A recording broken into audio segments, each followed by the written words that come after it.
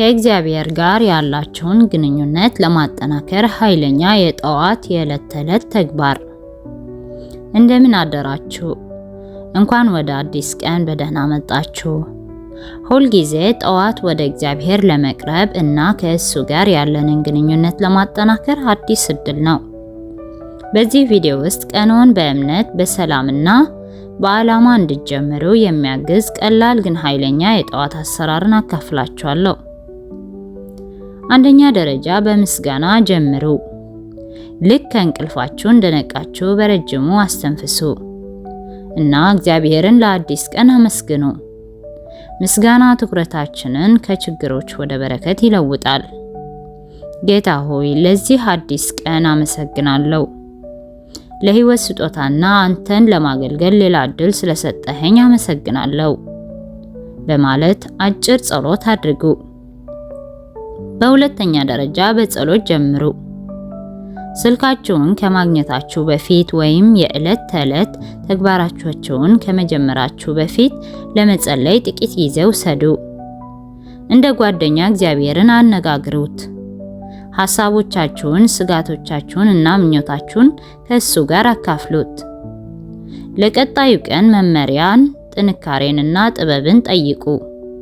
ለሶስተኛ ደረጃ የእግዚአብሔርን ቃል አንብቡና አሰላስሉ። እግዚአብሔር በቃሉ ይናገረናል። መጽሐፍ ቅዱስን ለማንበብ ቢያንስ ከ10 እስከ 15 ደቂቃ ውሰዱ።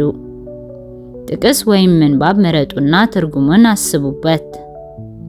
ይህንን ዛሬ በሕይወቴ እንዴት ተግባራዊ ማድረግ እችላለሁ ብላችሁ ራሳችሁን ጠይቁ። የእግዚአብሔር ቃል የቀናችሁ መሰረት ይሁን። በአራተኛ ደረጃ ሐሳባችሁንና ጸሎታችሁን ጻፉ።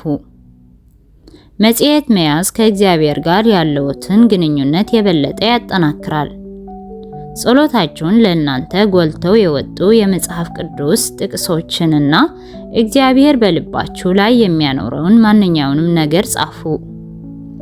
ይህም ትኩረት እንድትሰጡ እና እግዚአብሔር በጊዜ ሂደት ጸሎታችሁ እንዴት እንደሚመልስ ለማየት ይረዳችኋል። በአምስተኛ ደረጃ ጥቂት አፍታዎችን በጸጥታ አሳልፉ። በሕይወት ሥራ በተጨናነቀ ጊዜ ዝም ብለን ለመስማትና ለመሰማት ብዙ ጊዜ እንረሳዋለን። ዝምታ ጥቂት ጊዜ ወስዳችሁ በቀላሉ በእግዚአብሔር ፊት ለመቀመጥ ይረዳችኋል።